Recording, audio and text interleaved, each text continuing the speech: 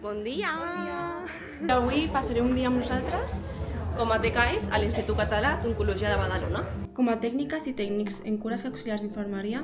Formem part d'un equip compromès amb el benestar, la dignitat i la qualitat de vida dels nostres pacients. Les TCAI tenim un paper fonamental amb l'atenció al pacient. Donem suport a l'equip d'infermeria i mèdic, preparem material, prenem constants, col·laborem en cures i procediments i acompanyem els pacients durant el seu procés assistencial, contribuint al seu benestar i confort.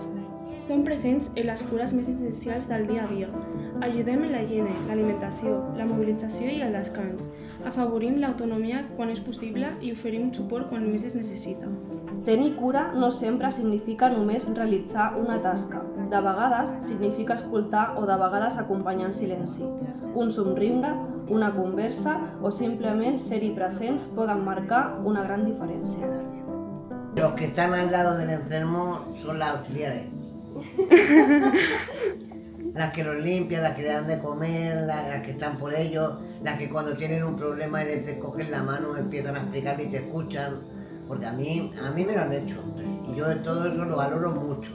Más que si me dan una pastilla y me quitan un dolor.